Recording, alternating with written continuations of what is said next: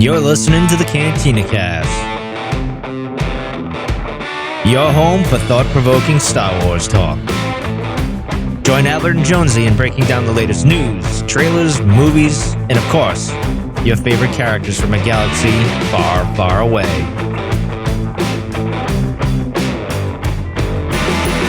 Hello, everyone. Welcome to the Cantina Cast. My name is Albert Padilla, and this is episode 470, our final hype episode for the premiere of The Bad Batch Season 2. So we're just literally hours away before we get the first and second episodes of The Bad Batch. And if you had a chance to listen to our final episode from the first season and the follow-up Patreon episode, we kind of expressed our grievances with what we thought really worked well in the show and what didn't, as well as spent a lot of time talking about Mount Tantiss and Heir to the Empire. And we're going to get into all that because it's like one of his favorite topics is when I bring up this idea that somehow we're going to get into Heir to the Empire as a retelling of that story in this Disney era of Star Wars television. But, so maybe we will. But nonetheless, we did spend a lot of time talking about things that we felt like didn't get wrapped up or things that we were looking forward to happening in season 2. And now that we've got all these teasers and we've got like 2 full trailers now, it's about time that we pull the Band-Aid off and really get to the hype and talk about what it is that we're looking forward to here going into season 2. And drinking from a bowl is the hype himself.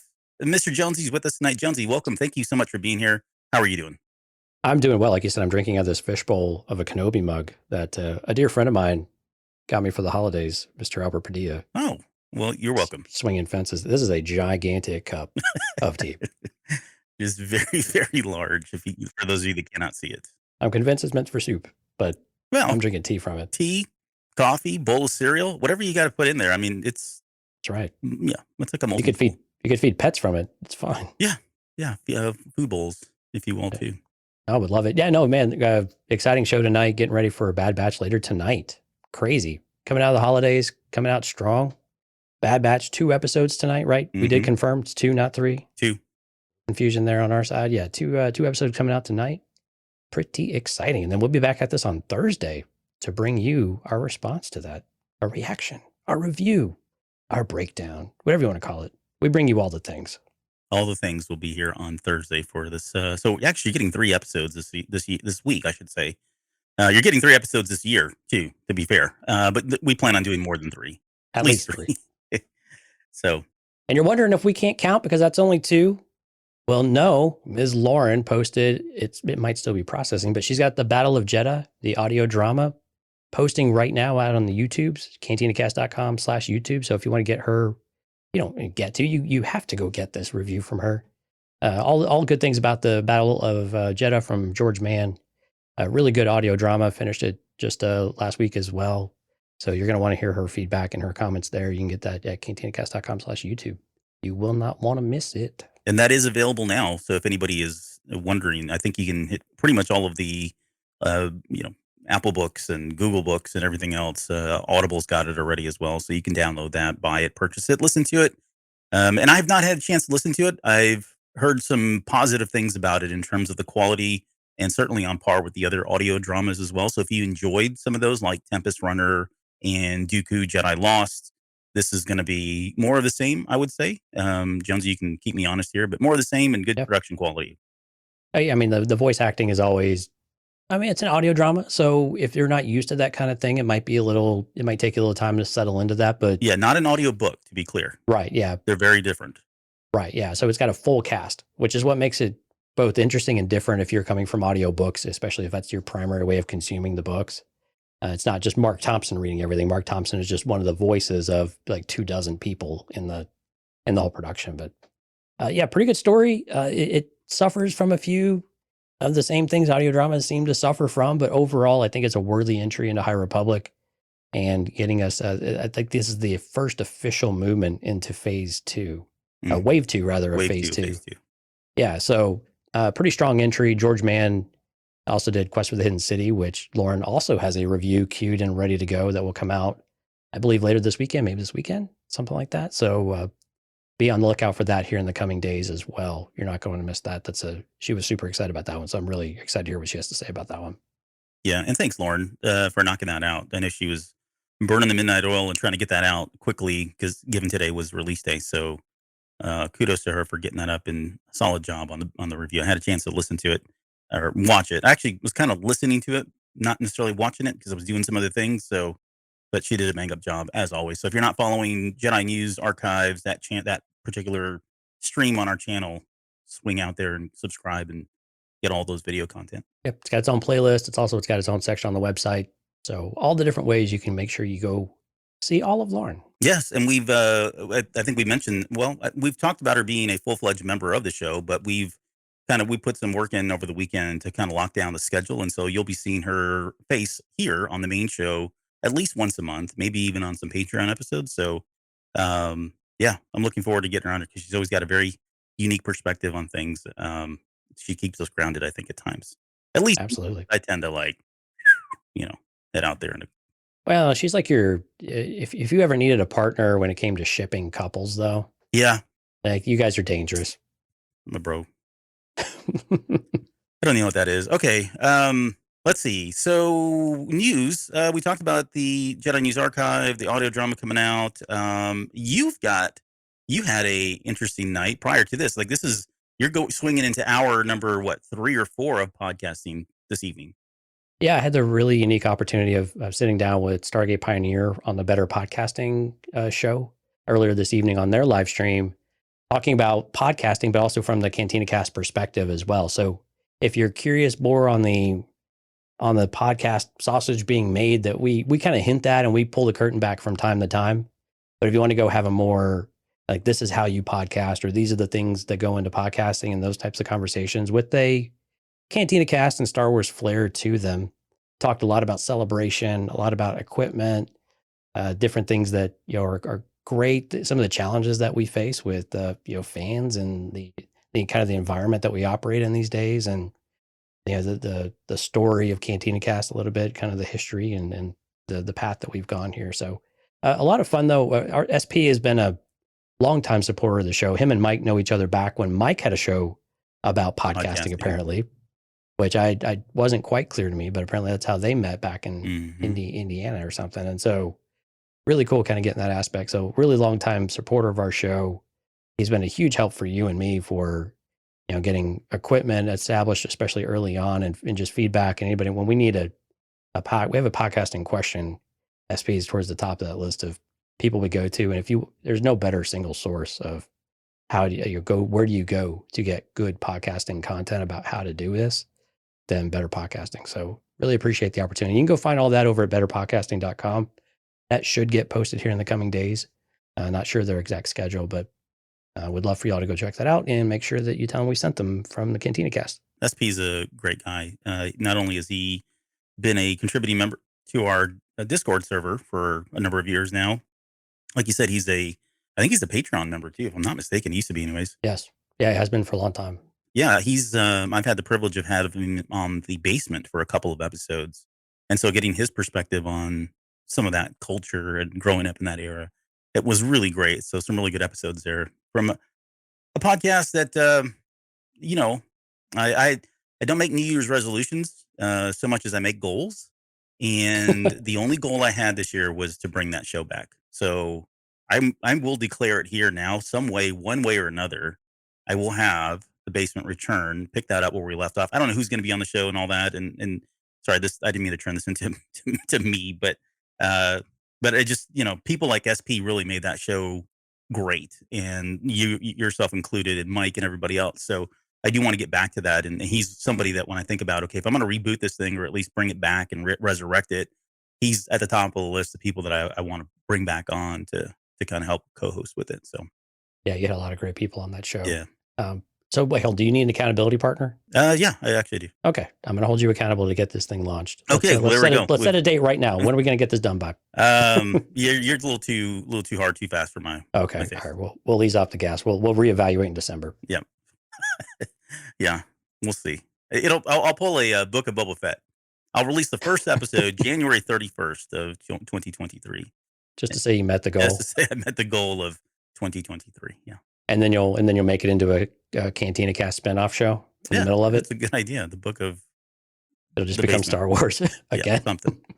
All right. Well, no, great stuff. Hope to see that once it's been posted or downloaded, once it's been made available on audio. All right. So, hey, a huge thanks to all of our supporters here. We were talking about SP, but all of our Patreon members. We have 2 new ones since the break came out, and Matthew Maher and JJ Skywalker. And JJ is actually with us here in the chat. Has been for the last many weeks now. Hey, awesome. Yeah, Bo joined up over at the After Dark tier, so thank you so much. And I think JJ actually signed up on Christmas Day. So what an amazing Christmas gift. So thank you guys. We hope you're enjoying some of the content that's out there. We hope you went out there and listened to Chewie and the Pogs. It's still pinned. If you're a Patreon member at the $2 tier and above, you can go and listen to that. It's pinned with a link to be able to get to it. If you can't find it, message us on Patreon. I will go and give you the link directly if you need it. But are now part of the tribe members, of course, Mike, Rob, Lauren, Dante, Risk, Justin, Jackson, Shockman, Dan, Daz, and Isabella, and then Delusions of Grandeur, of course, Rod, Kathy, and Hard Counter. Thank you all so much for your continued support. It means a lot to us, and looking forward to 2023. Yeah. And JJ, just to be clear, the Christmas gift was to us, not that you received the Christmas gift of hearing our lovely voices and paying for that. Just want to make that very clear. I think it was a pretty fair exchange. If he got to go listen to Chewie and the Pogs. Well, that's Mike. So you can't put a price on that, honestly. It is a holiday tradition. Well, in some families it is, yeah. Some circles, some dark circles and dark families, it is a... that circle continues to expand because people went out in Discord, cantinacast.com/Discord, and they were actually posting pictures of their kids reading Chewie and the Pogs. And all I could think of, and this was Uthal, I believe, did this just recently. I'm like, well, did you have the audio companion with it? Yeah. I mean, they just go hand in hand. They do go hand in hand. Yeah, quick shout out to Katya. I know she's got to get to sleep, but she's saying hi and bye. So thanks for chiming in, Katya. She's always willing to drop in, say hello, and then bounce because it's so kind of her. Yep. Super late over there. Okay. Let's get into the main show. And what we do on these shows is we're going to kind of go over what I call the tail of the tape, with just kind of like some numbers and kind of give you the breakdown of what the show is going to look like in terms of number of episodes, the creative people behind it. You will get into some of the actors, the cast, that sort of thing. And then I want to kind of shift over into some of the more recent articles. Now, to be fair, there hasn't been a whole lot of like conversation, a lot of things being posted about the Bad Batch until today. Like today has just been this massive overload of articles and reviews and stuff. And I think they purposely held out on that because, we're coming off New Year's Eve. Is that a casualty of the holidays? Casualty of the holidays, right? So they kind of saved everything and for this Tuesday. And so we just got this tidal wave of all kinds of stuff. And so it was really hard to kind of pick and choose what to kind of focus in on. So I remember this was supposed to be out like in fall of 2022. Yeah, the original trailer says fall of 2022. Right. Yeah. So, but we went and picked out some of the more, I guess, talkable. Is that a word? Talkable quotes. Things that we can talk to you about from some of the different articles.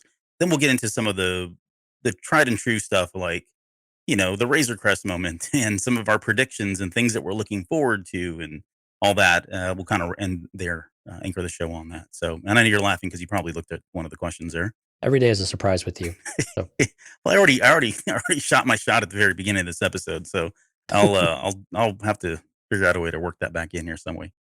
Okay, so this whole thing, 16 episodes. If you're not familiar, 16 episodes. Of course, it premieres tomorrow. We're going to get the first 2 episodes, and we will be talking about the titles of the episodes probably throughout this episode tonight. And we probably are going to talk about some of the things that have been confirmed either through some of the articles. Oh, no huge spoilers. I can assure you of that, right? There may be some things that we may be able to infer from some of that, but again, it's pure speculation on our part. We've not seen any screeners. We're not going into this with spoilers by any means. So the first 2 episodes, Spoils of War and Ruins of War, will be tonight.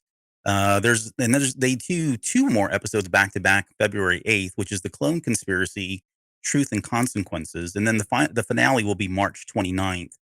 2 episodes called The Summit and Plan 99. And that'll round out this 3 months of Bad Batch blitz that we're going to get here. Any of those titles stand out to you? I mean, I think a lot of these really do. And we haven't had a chance we brought it up, I think, on the episode before we did the break, kind of like the year in review, maybe or something, Right. because it had just been announced. But we really haven't had any time to spend talking about the titles. And I would say, for the most part, they're pretty safe. I don't think there's a whole lot of there's a lot of things that make me think like, "Ooh, I know what that is," or I know exactly what scene that was from the trailer, right? But what do you think when you look at some of this stuff? Anything catch your eye here? I think we mentioned this before. Actually, those titles aren't the most interesting to me. It's some like episode 11, Metamorphosis, right? Yeah. That one's just, I mean, you could do a lot of different things with that. What that means, especially, and we'll talk about some of the articles that had some interviews today that I think were really interesting that, again, might fit into some of this as well. But also, episode 5, Entombed, and episode 3, The Solitary Clone. And again, that you could make a lot of inferring about who that is because we've seen a lot of clones on the trailer, so in the teasers. But I think those are really interesting. But again, that the clone conspiracy, I think that is one that does stick with me, though, of this idea of the clone conspiracy still being a lingering after effect, even a year after Order 66, which is about when this takes place. I believe that's correct, right? Yeah, about a year we're still in removed the now. very beginning stages prior to Obi-Wan Kenobi and Andor. Right, yeah. So I mean, but it's still, I like seeing that too, because again, it just gives you that connectivity with Clone Wars and even forward to Rebels as well. And I just like that you still have all of this connectedness between it. It does feel like one story, and we're just picking up a different part of that story, but there's very clear links between them all. And so I like that they continue to do some of that. What stood out to you about these, though? Well, I want to start with that one, or just kind of piggyback on that. The clone conspiracy, like, I wonder if they're going to pull a fast one on us and kind of change the context or the meaning of that. And where I'm going with this is there's a line that's uttered a little bit later that we're going to talk about in one of the trailers where I think it's Cody talking to, and yes, Cody is going to be in this. Cody is talking to Crosshair and mentions that there are clones that are kind of rising up, right, turning their backs, if you will, against the Empire, not really aligning with the Empire for whatever reasons, malfunctioning chips. Their conscience is getting the better of them, whatever it is. Questioning the order, I believe. Questioning the order, I think, yeah, is what it said. And so when I see the clone conspiracy, I wonder if it's a conspiracy more about the clones and the conspiracy to overturn the Empire or go against them in some way, right?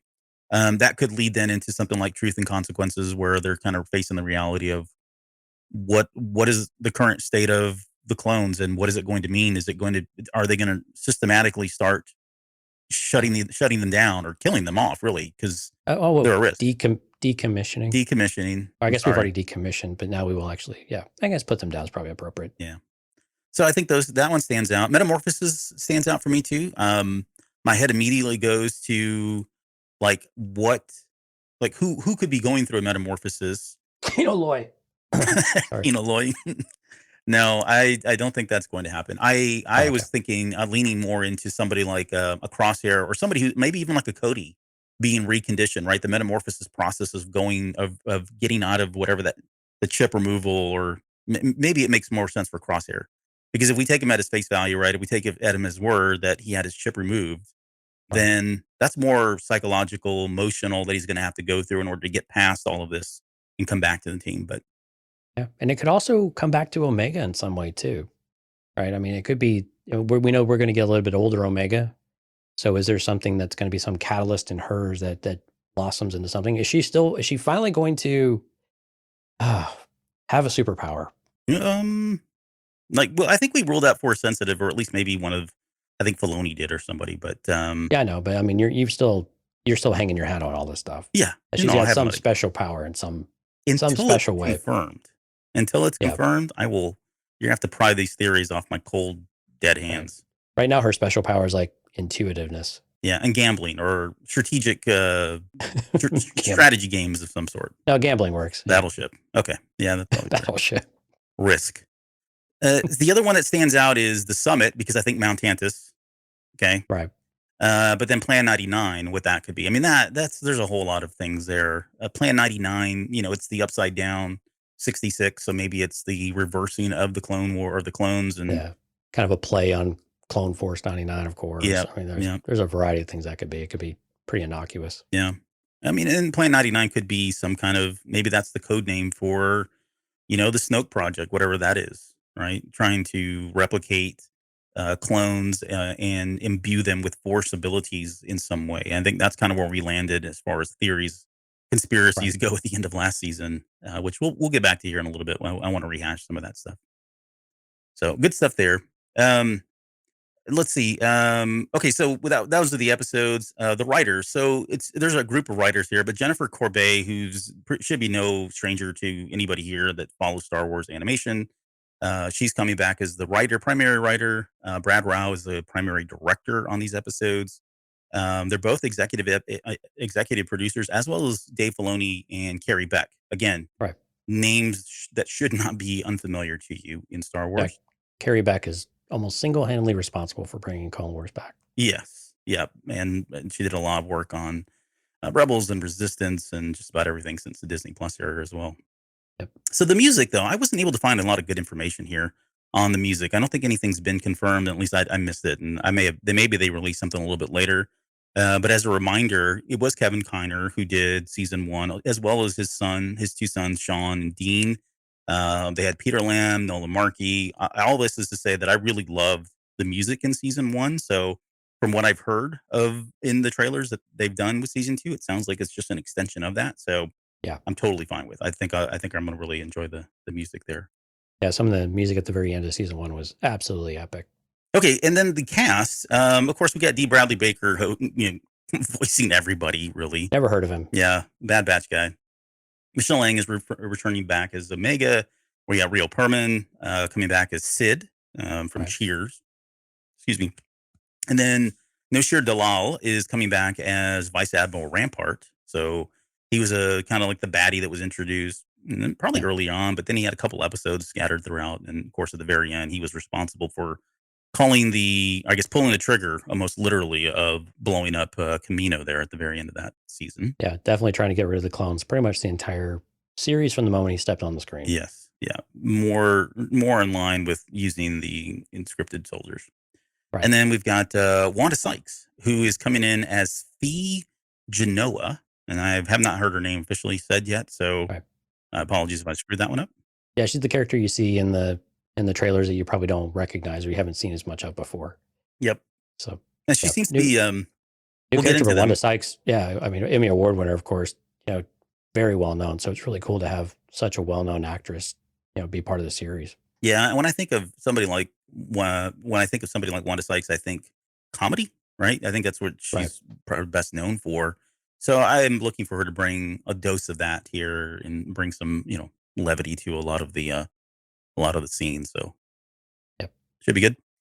And then beyond that, we'll get into some of the other character appearances and cameos here in just a little bit. We'll make that part of kind of as we're going through some of the characters and talking about what we hope to see and kind of where we left off with them. But I want to talk about a little bit what we know in terms of now these news articles and these news headlines that have come out today on social media. StarWars.com. Kelly Knox had an article that was pretty kind of high level, didn't really get into it much, but it was a good refresher if anybody just was kind of coming into this thing blind.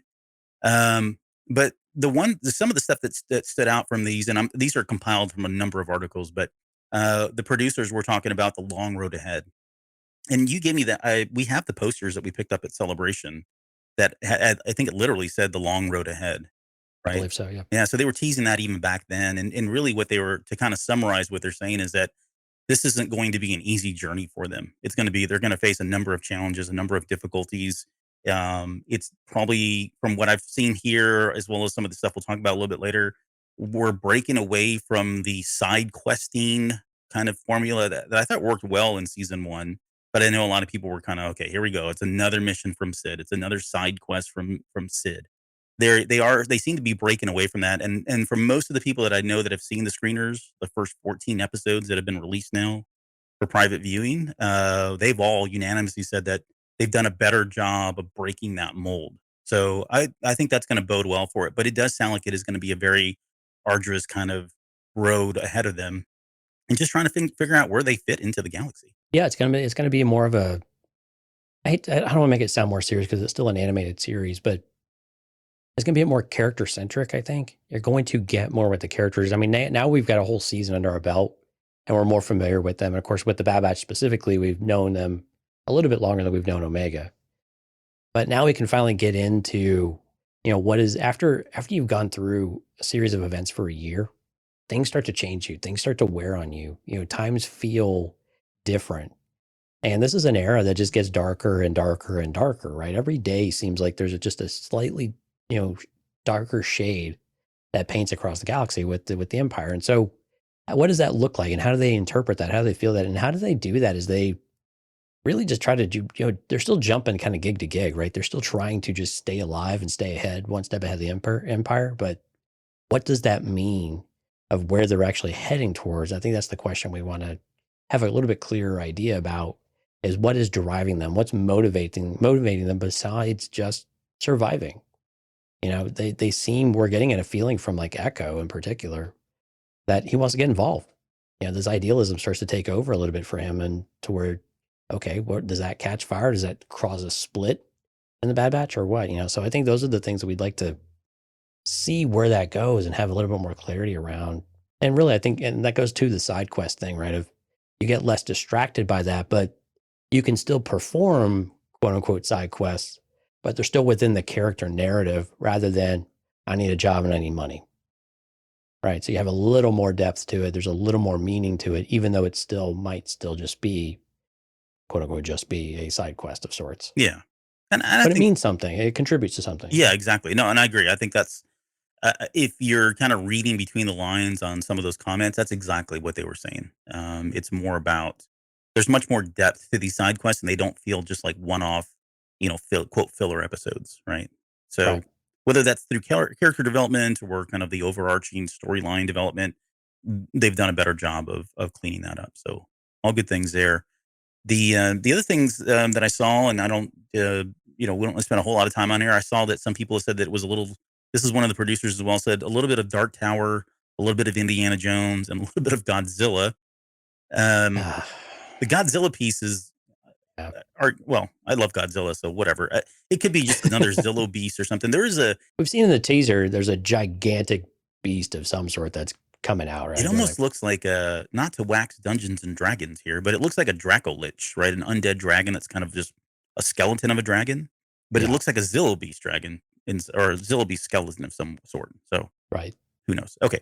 There's there the theme of you help somebody no matter where you are when you can, right? And we kind of saw that in season 1, but I imagine we're going to see a lot more of that here.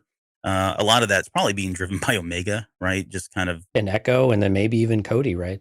And again, that kind of goes to the journey for Cody. What does that change actually look like for him, or does he change? Right. And same for Crosshair, yeah. Yep. There's so from the teasers and trailers that we had, of course, we have Fee Genoa, who's the new character. Gungi, I think that was the one that kind of sent everybody into a roar at Celebration, and we continue to get him plugged on all of the teasers. So it does look like he's going to be, I would say, probably not a major character, but it sounds like there's probably going to be 1 or 2 episodes in there that are probably part of an arc where we're going to go back to Kashyyyk, and he'll be a part of that. So yeah. So for the folks who are like, Gungi, this is the Padawan Wookiee Jedi introduced in the Clone Wars. Yes, yeah, that has the green lightsaber from the trailer where he uses the Force and ignites it. And his hilt is made of wood from the Sherwook trees. Sherwook, yeah. So kind of cool. I like that. That's kind of organic, all natural lightsaber. So he's in there. We saw Rex. That you're going to jump into a commercial there for a minute, like Neutrogena or something. Yeah. The show is not sponsored by Neutrogena. No, not yet. We need more people to download this thing. There's we've got Rex coming in here. We've seen him. I mean, Rex is pretty cool, but we're kind of like, no, it's just Rex. He's in everything now. We've got, of course, Palpatine. We've seen him in a number of spaces. Haven't heard him yet, and I guess the jury could be out on whether or not it's Ian McDiarmid versus someone else. My guess is it's Ian McDiarmid. It probably will, because that's who it was in Tales of the Jedi. Yeah, right. They brought him back for that, and that was, I mean, it's a small gig, but he may not say a whole lot in this one either. There was a quick scene in there where we got Bail Organa. I don't know if you caught that one. Yeah. Confirmed, I guess, visually. And then we got F and Cody, man. So, like, this is, we're getting there. We're going to tell this story, like, whatever happened to him and how are things going for him and what is his, I mean, it's clear from the trailers that he's definitely aligned with the Empire still. And let's just talk about that scene real quick. When Sure. Crosshair mentions that their clones are kind of, sorry, what was, you have it I don't have it memorized, the term that he uses. Right. Yeah. That they were questioning the order, basically. Yeah, questioning the orders of the Empire. All right, we're kind of paraphrasing here. But if you look at Cody, he almost looks a little surprised. And I don't want to put too much into that because in my head, my fanboy head, I want him to come over, right? I want him to be reunited Right. with Rex and not have the stain of what happened in Revenge of the Sith, right? So Send a heartfelt note to Obi-Wan saying sorry. saying sorry. Yeah. So I want that to be fixed and not fixed, but just developed, right? Yeah. Because we always liked, I mean, we all did. We loved Cody as a Clone Wars. Yeah, he's orange. Yeah. He's different. He's like He has Newprin. wires and stuff. Yeah, he's got a cool helmet. He's like Newprin. Little, yellow, different. Look at that. Jonesy's holding up the Black Series figure of Cody, Commander Cody. But we want that redemption story for him of sorts, right? I hate to call it that because that implies a lot, but I would like to see him come back over. All the clones kind of need a redemption story of some sort, right? Kind of like, I mean, who was the one in season 1? Hauser. Hauser, yeah. Yeah, I mean, we didn't get any more Hauser. I'd love to see Hauser come back, but with Cody coming in, does Cody fill that, kind of that narrative with Hauser, but maybe take it that next step finally? Yeah. Or maybe Cody helps with Hauser. That'd be really cool if they somehow got interacted and that's how Cody changes. I think that would be really neat. Yeah. So there's so we got Cody. We'll, I guess, get maybe some closure, at least some more development there in terms of what happened with him and where he ends up at the end of the season. They appear to be on the run from the Empire. So I think when I went back and listened to our final episode that we did, and we were kind of talking about does the Empire care? Because it ends with the Empire thinking, I guess for all intents and purposes, that they're dead. Right? They've sunk Kamino, and we don't know if Crosshair told them that, hey, no, they lived and they let me live and they left me out here. They probably won't speak about how he got off that little platform. Although we've speculated on that as well. So from that perspective, I think they're going to. So yeah. No. Anyway, sorry. So you had said that the Empire is still going to be after them because they're actively out there being a nuisance, right? So they're on the radar of the Empire at this point, not only because from their efforts, but because they've escaped them, eluded them in what was probably in their minds a surefire death by blowing up Kamino. Yeah, I'll probably walk back like the guarantees of some of that because, and I'm trying to remember that conversation a little bit more clearly, but I won't. But I think some of it is the Empire doesn't necessarily care about these small cells, and they took care of the major problem with Kamino. Yeah, did they want to wipe them out at the same time? Yes. But with Kamino being gone and that threat generally being tied up and being closed out, will they feel like they need to put any effort into them? I have no doubt that if either Crosshair sold him out again, or the Empire's like, well, if he survived, then they're likely out there too. And they just say it is. And then Crosshair is not going to lie either, right? Because he's loyal. So it's still his job to go hunt them down, most likely. But, are they going to expend as many resources as they were before? History says the Empire would be no for a while until they became a problem enough. So while they might be on the hiding on the outs of the Empire, maybe they're not being actively pursued until something else happens. Mm-hmm. And then Crosshair gets re-engaged. Because we kind of saw this in season 1 too. Crosshair kind of disappeared for a couple of episodes, right? And then all of a sudden he came back and re-engaged and, hot on the trail. So some of that's like, is that a similar formula that they follow this time? Or is there something else that are they really just going to be, no, they're a considerable threat because they're a highly trained, very custom unit. At the same time, they're just, in their eyes, Omega probably doesn't even count. It's just the other, 4. Right. So are they really that big of a threat? Answer is pretty much yes. But does the Empire view it that way? Yeah, and I think I want to talk about this a little bit later when we get to kind of predictions. But when I look at episode 14, it's called The Tipping Point. Yeah. I think at some point they become enough of a nuisance, enough of a distraction, enough of a thorn in the side for the Empire that they are going to have to take action more than they have been up until this point. Yeah, especially with whatever happens with Rex, right? Yeah. And we'll get there, but I mean that's all of those things probably start going hand in hand. Right, they're all contributing factors. Yeah, right. Let's see. So, and there is a line. I think it's I forget who says it, but someone literally says a line: "We're being hunted, or we're on the run from the Empire. The Empire's whatever." So that's been kind of established. Right. We get that one line of Rex approaching them saying, "Hey, could use you guys for one more mission." So Not only are they getting missions from Rex, but they're getting them from Sid. And this plays back into one of the episodes, and I forget which one it was, where I think it was Rex and Hunter were kind of out there talking about it, and he makes a comment about returning the favor, right? I may call Right. you if I need you. So they're kind of, you know, we said it. There's nothing that's ever laid out by Filoni that doesn't get picked up later down the road. He has every intention of picking up everything down the road, and so that we're seeing that kind of payoff here with that ask. Then there's this heist thing. So, and I don't want to. It's fine. I mean, it just seems like How many heists do we need? I mean, we had Solo. We've got there was a heist in Mando. We had one in Book of Boba Fett. Andor. Right. So it's just it's fine. We had one every week in Bad Batch, before. So. Yeah. Well, they got to make money somehow, right? True. But this heist is, it sounds like it's being propositioned by, or proposed, I should say, by Sid. And, and she keeps playing and toying with this idea of all you need is money, right? If you get enough money, you can disappear. No one's ever going to see you again. We saw the same thing from Andor when he was talking about, once he had this big payoff from that heist, he was going to just disappear. And we know that's not the case. Yes, the idea of buying your freedom. It's right. It's a fool's errand in this era of the Galactic Empire. Exactly. You can't buy freedom when the Empire's in power. There's just no such thing. Eventually it will catch up with you, right? No one is safe. No one's shielded from that. Yeah, there's no rules effectively for the Empire to play by. Right. So now you sound like what's his name from Andor there? The I already forgot his name. Oh, Lonnie? Luthen? No, the manifesto guy. Oh, Nemec? Nemec, yeah, Nemec. You said wow. Starting to sound like an idealist. Remember, Albert, you just have to try. Yeah, I know. Makes it all better. Just try. But we've got the heist.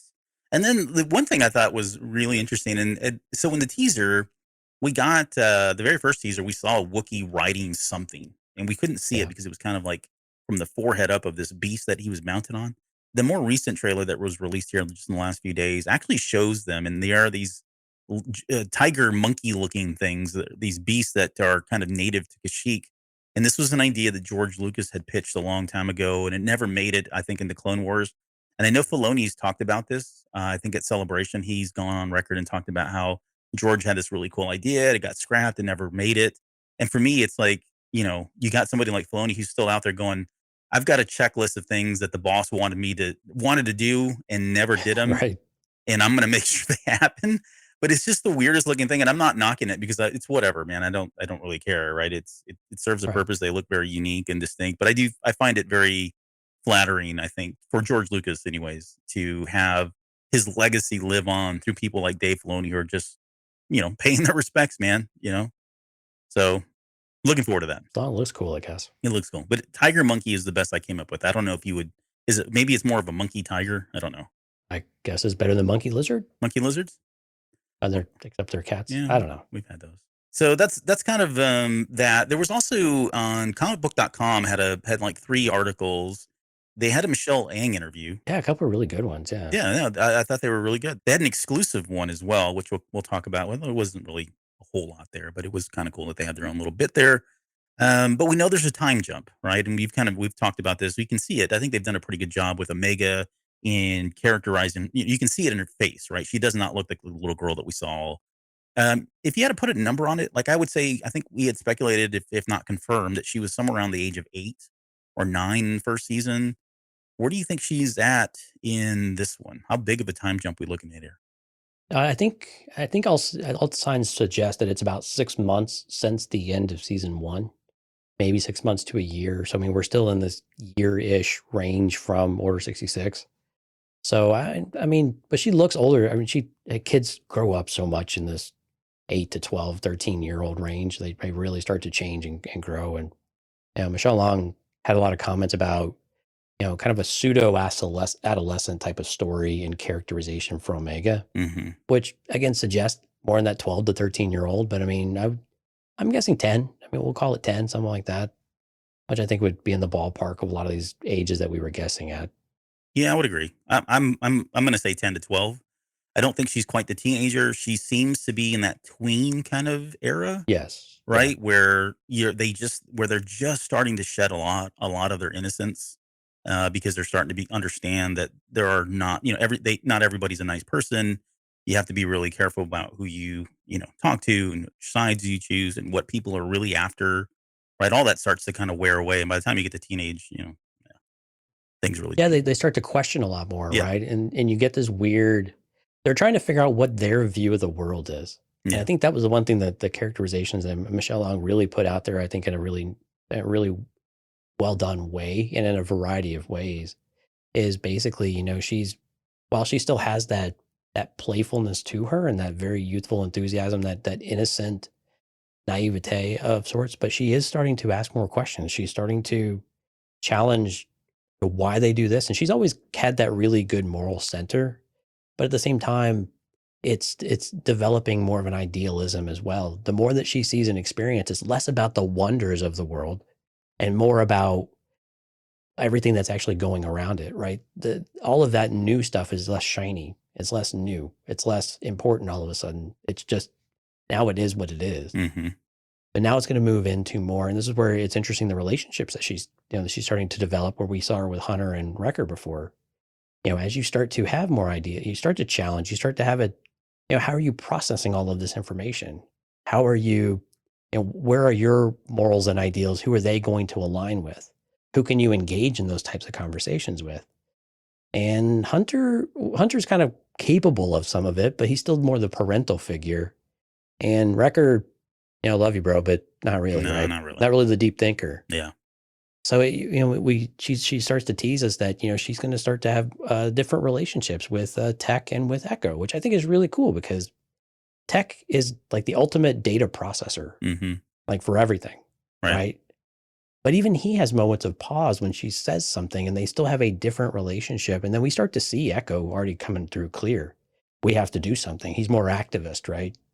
And you can see where that could appeal to a young person trying to explore and right the wrongs that they see around them. yeah, So I think it's really cool that we're going to get a different dynamic of these relationships because I think those are the more interesting ones. And we've been wanting Echo in particular to have more time in the sun.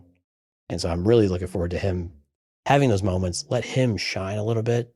And that'd be really cool if it was him and Omega shining together and taking that relationship to a different place. yeah.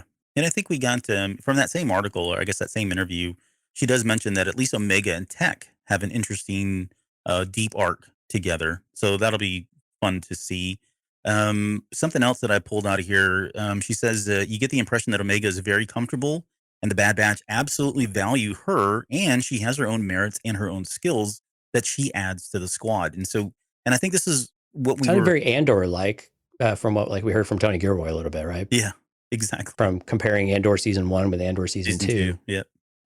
I very much align with Omega. Right, and that's what you kind of want that from your characters that are just starting off some journey, right? You want to see them Yeah. continuing to develop, being able to contribute in different ways, and that sort of thing. For Omega, it really is about finding her place within this team. She was sheltered, she was used. I mean, she was an adolescent, and they pretty much put her in with a babysitter in a few episodes. Right. Now we see her. She's running around with her bow. She's got some level of armor on, so it feels like they fully have endorsed her as a member of the team and not necessarily this childlike figure that they have to just kind of watch and nurture and monitor and take care of, much like Grogu. So I think though, where the more interesting pieces, like what are her skills? You know, like Right. what is she bringing to the team that the team just has not had? I think socially, there's probably something there, right? That being able to kind of talk to people and get through to folks on a different level more than these knucklehead commandos can do. I think there's probably some more nuanced approach to communication and relationships and stuff like that, but I would like to see her be able to do more than that. I'm not going to, and we joke about, or at least I joke about her being force sensitive or having the ability to, some unique ability that we've never seen before because she is kind of like, I mean, the end, or she is, a different type of clone, but of the same DNA. There's got to be something special about her, at least in my opinion. Maybe there doesn't, but I hope there is. I don't know if that it's going to surface in this series, but I would love to see something very different here from her. Yeah, and Jeff was saying in the chat, just to kind of go here real fast, all this is why Omega is perhaps the most interesting Star Wars character going. Such an interesting approach to the coming of age trope. Yeah. And yeah, I agree. I mean, it's a character. You ask what role does she fill within the team? I think that's the cool thing about Omega that we've talked about a few times is that she can fill a number of roles. I mean, and some of it's just her physical size. Mhm. She's smaller. She's still a child. She can still get away with things that guys with tattoos on their faces and scars and one eye, missing can't. Or with one arm that's a screwdriver. I mean, there's only so many things you can do when you're, of age and when you look a certain way and you sound and behave certain ways, right? Yeah. And so she still has a lot of flexibility in that, not only in that regard, but now she's proving herself a capable person that you can rely on to back you up, that you can rely on to go do things, that is developing the skills to make missions successful and to be a difference maker and fill the void that they had from their sniper, from their sharpshooter, from their lookout. Right. So in developing some of those skills, but being able to fill a variety of them is really important. Those jack of all trades, are really vital in a team. And sometimes they're not, you don't know how good they are until you miss them. You see this in sports a lot with like the slot wide receivers, the little guys. They do so many different things for you and you don't know until they're gone. You're like, oh, well, how are we going to fill that void? That was a huge part of our team. We didn't even realize it. So what if so speaking of tropes though, like I think it's easy for us to slip Omega, at least in our heads, into this like, oh, she's the heart and soul of the group, right? Or she's the moral conscience of the group. And I think she has those attributes, and I think she's going to do some of that.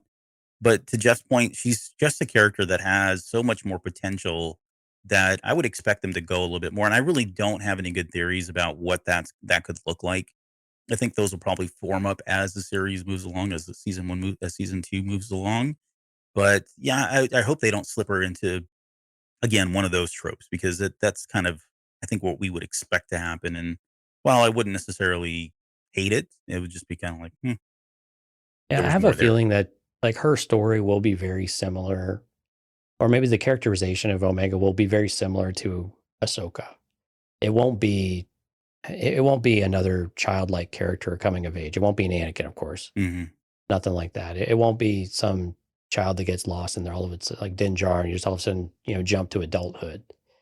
It's going to be someone that they follow along and actually want to invest in and you see move along, but they're not going to take any dramatic turns one way or the other.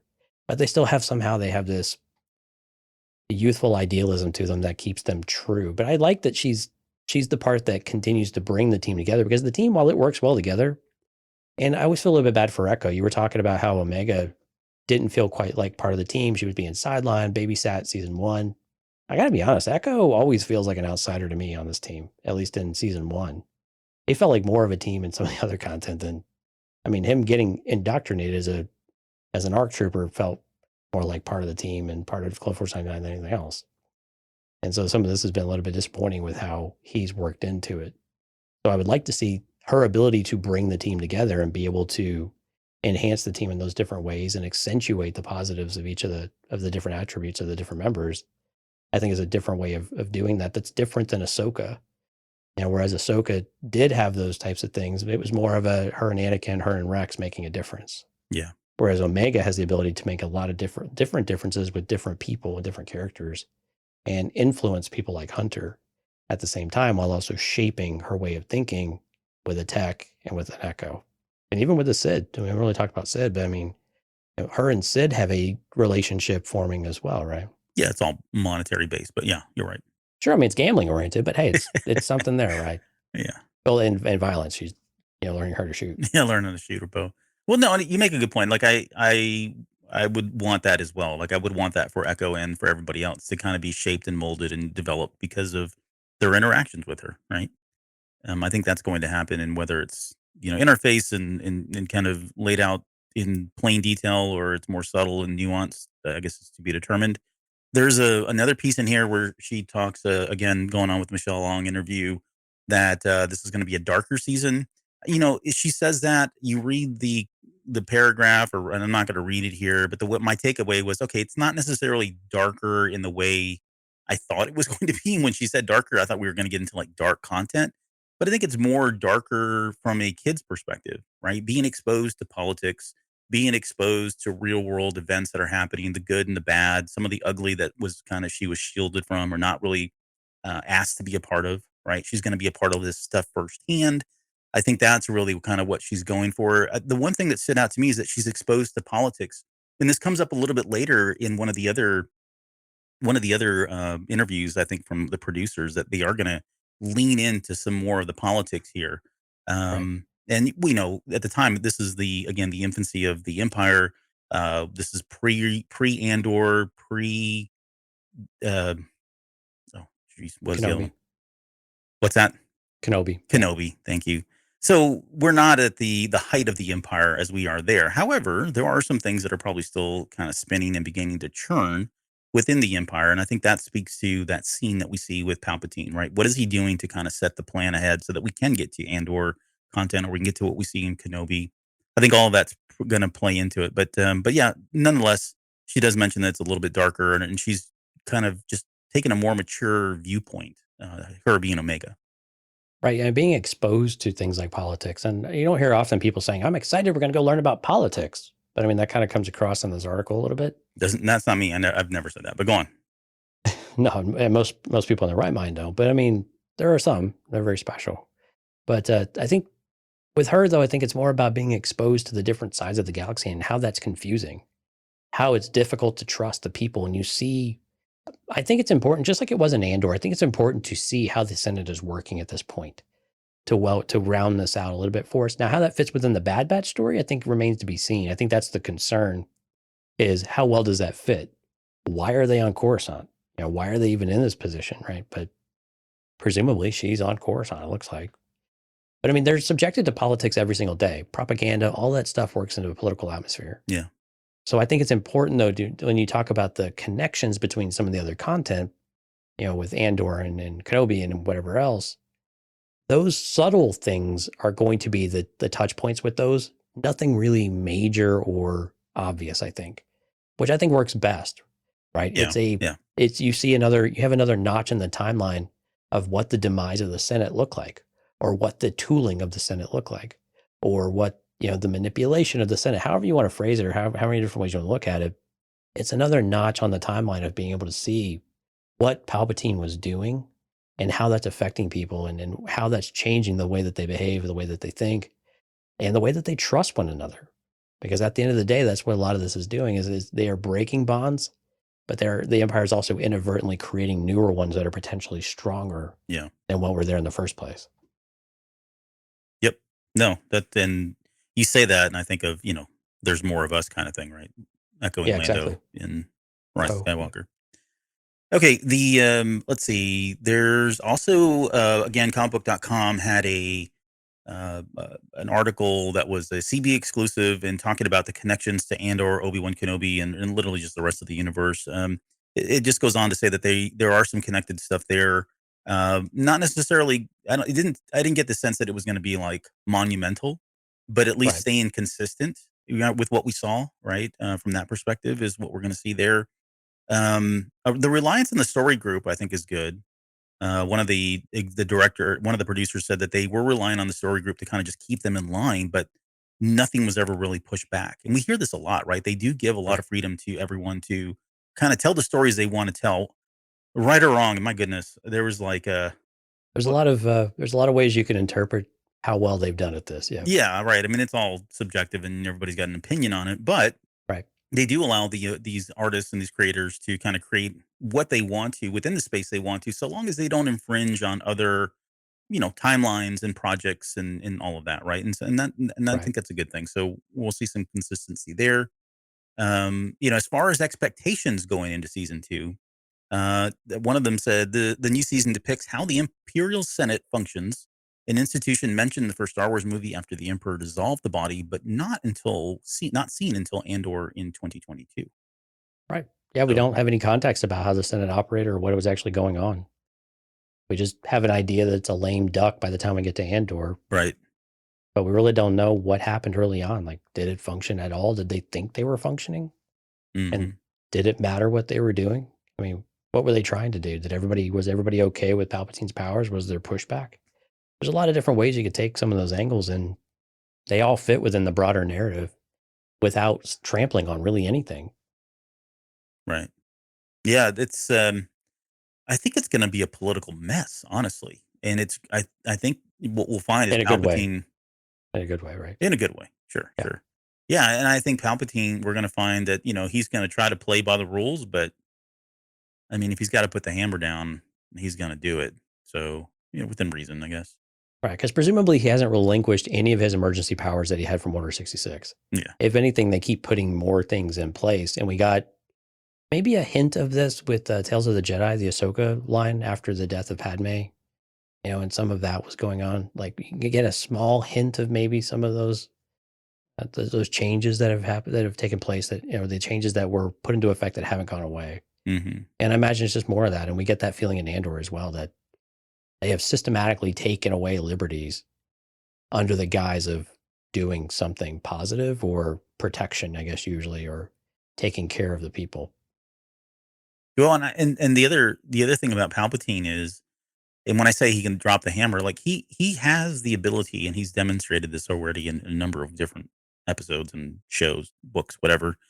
He has the ability to create situations which empower him, right? He benefits from these situations that he creates. And so, while, I'm not saying he's going to go in and start killing people. That's not at all what I'm saying. I think he's going to create these conflicts that the Senate then looks like, or at least the people that are in favor of him go, look, we've been living pretty good so far. Like everything we've entrusted him with all this power, he's bringing back peace and prosperity. Let's give him a little bit more, right? There's a new conflict, again, spurred on by him, but let's just keep giving more and more and more until they realize they've completely made themselves, obsolete and no longer functioning and no longer relevant in the galaxy. And you can see how subtle that still is, even when we get to Andor, with some of the scenes with Mon Mothma. That debate still goes on, and that very line of thought you were saying is very clear. That, well, not everything has been bad. Like you have to do some of these things. You have to sacrifice, for the greater good. Right. To quote two totally different perspectives on things, but it's going to be happening all throughout. So it'd be really interesting to see how that affects. I think probably Omega more so than the adults. Yeah. But I think with Omega, that could be very important. I think it will be very important to her character and development, even if we don't necessarily linger on politics for more than a couple of episodes or something like that. Yeah. So Jamie Lovett, again, one of the main writers, producers, in talking about the variety that we should expect to see. She says, "Well, there are plenty of politics and noir vibes in the Bad Batch second season. There's also plenty of variety. The season's first 14 episodes include an Indiana Jones-like adventure episode and a story involving the Star Wars equivalent of street racing." And we saw that street racing piece in the trailer. Book of Boba Fett? Oh, wait, sorry. That's not racing. No, that's the opposite of racing. Oh, okay. But that is, so again, and again, this was confirmed. I'm sorry. Jamie Lovett is not I misspoke. Jamie Lovett is not the executive producer. He is the editor that did the interview on comicbook.com. He went on, and there was a comment on the article that they had posted where someone was talking about the side quests and side missions. And he replied saying that he had seen this first 14 episodes and could confirm that there was much more variety than what we got from season 1. So, yeah. So all things are lining up there. But again, I think it's good. I think it's still a similar vibe, though, and I think people will still call it side quests. I don't know if there's any getting around that, but we'll have to see what it actually means, though. But anytime we use the words Indiana Jones, I'm on board. Yeah, I mean, why not? Especially ride that hype train with the movie coming out here in just a few months. Yeah, very true. Let's see, and then again, they reiterate that they feel like they did a better job this season, not feeling like it's a collection of side missions. But to your point, I think people are going to have that perspective either way, because unless they're giving us absolute canon, main thread stories, which would then whittle it down. Everything's important. Yeah, everything is vital. We have to pay attention to everything that's going on. Yeah. I mean, to me, that is a sign of the times, right? Where we can't have, like, people don't want long narrative things anymore. They want, just give me what I need to know. Give it to me in 6 episodes. Cut all. Thank you to everyone that listens to our long format show. We really appreciate it. Right. Yeah. Those of you listening, really appreciate it. But yeah, and it's indicative of a lot of, there's so many things in society are that way, right? TikTok brain, whether it's, the death of MMOs because no one wants to commit to long-term gameplay. They want to just go in, pop in, play a couple things and leave and never have to feel like you're thinking about it again, right? This is all kind of that culture that we've bred over the last 5, 10, 15 years now. So All right, enough of that. I won't be the old curmudgeon here talking about what life was like back in my day. But it's still 16 episodes. So, I mean, Pretty you good have amount. to, for an animated series, you have to expect there's a certain amount of non-crucial material happening Right, in certain episodes, but right? you know what? Some of the jewels that come from just development, right? The character development. I mean, if all you Yeah. did was stick to the main story, sure, you'd get a big payoff, and people would love talking about how it changes canon or doesn't change canon, or our perspectives on some of the stuff that was canonically created. But at the same time, I mean, how much of that you I mean, lose a Clone lot Wars of is that such a great connectedness. example, right? Clone Wars is such a great example Yeah, from a series of the different directions that they took that when you look at it as a total package, there's gray moments in there that you hang your hat on, even if you're like, well, I don't know if that was really central to the story, right? right. I mean, you could use an example like Mortis or something if you really wanted to, but I mean, so it's okay. And that's the part that I'm not trying to advocate that side quests are a bad thing either. I think they can be fun and they can be great as long as we don't linger every week jumping side quest to side quest. Let's bring it back on the path, time to time to keep us relevant and make sure that there is something worthwhile with each of those that at least feel connected to it rather than we just need to make money. Yeah, I think we are aligned. We are violently aligned. violently aligned. Yeah. So that's at least what I had here, I guess, in the notes in terms of what stood out. Was there anything that I glossed over, or anything I skipped? Anything you want to add to any of the articles, or any other content you may have picked up on today in this like media blitz that we had? No, I think those were the primary things. I think again, the Michelle Long part of the comicbook.com interview was really good. So I'd encourage people to go out there and check that out. We'll try to link that in the show notes. You can go all the different sources of information that we pull from. We'll try to have that linked. Give credit where it is due. But again, I like that we're going to get a slightly. She used darker tone, I think overall, but I'm with you. I think it's just a bit more, I don't know, saturated, a little heavier tone, right? And it just the weight starts to feel because we don't have the youthful enthusiasm of Omega, saying what's this? It's dirt or grass or whatever, Hmm. seeing all the green. We're not going to have those moments of seeing something for the first time through a new set of eyes. Yeah. Now she's got that experience. So we'll have a little different feel to the series, which I'm curious to see how it adjusts. I think it's going to do well. I think it will pick up on those vibes and move us forward and I think it'll be a good stepping stone for the series. Yeah, quickly back to the chat. Jeff did mention. He says it all matters. I think those episodes still provide moments between characters that make the big moments have emotional weight because we see them connect. And I think Exactly. that's where I agree 100% fully.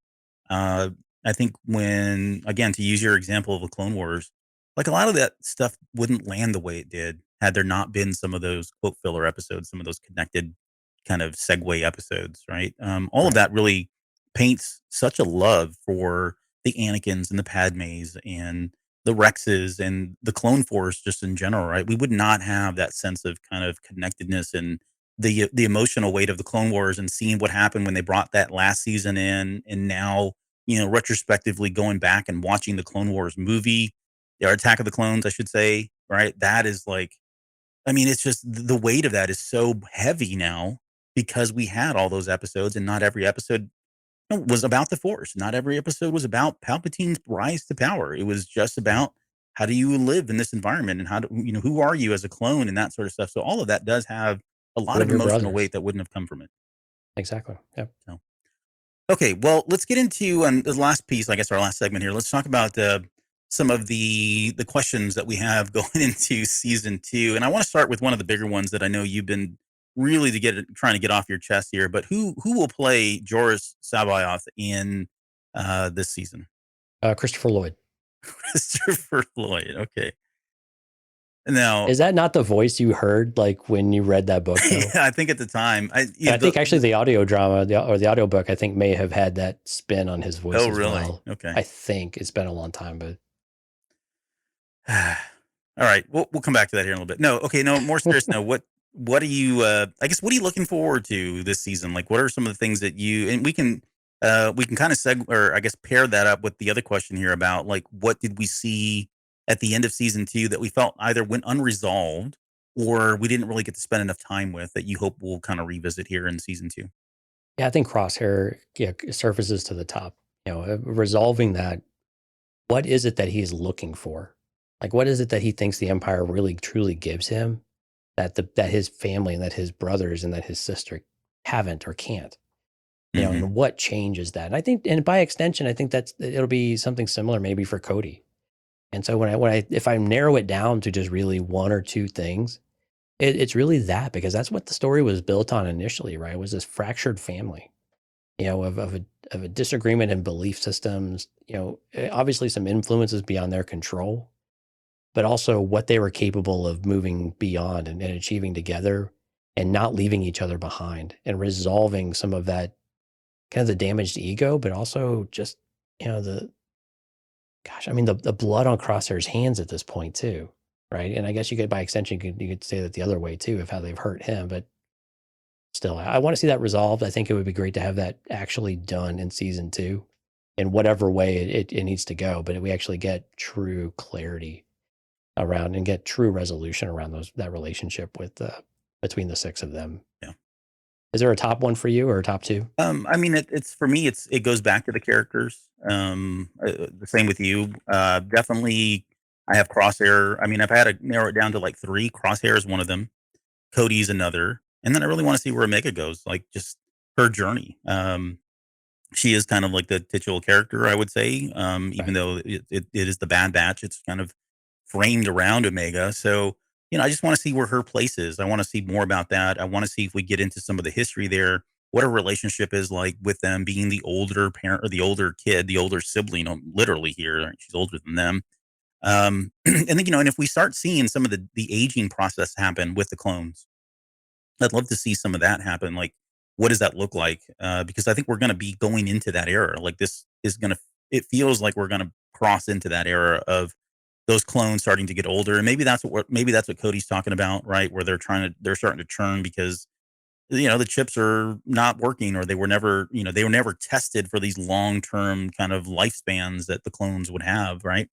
So I'd love to see some of that, right? More of the clone mythology, almost, in terms of the perspective of their lifespan and their creation and all that. I think those are the more interesting pieces that I'd like to see.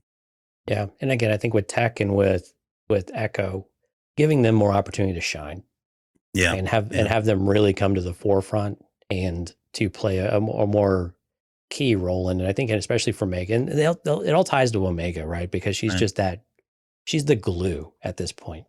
She's the rubber band almost, right? All of them kind of like just kind of flex, around her in whichever ways. And so, but I'm really looking forward to having their moments to just to shine and let D. Bradley Baker really expand those characters in the way that he's expanded Hunter. And I know Wrecker's been pretty light as well. And I don't mean to, we kind of harp on the beefcake, but at the same time, he's kind of had his moment, right? He did the room for Omega. He shared his stuffed animal with her and made her feel comfortable and gave her a different level of love and support that she needed. So we feel like we were satisfied with that.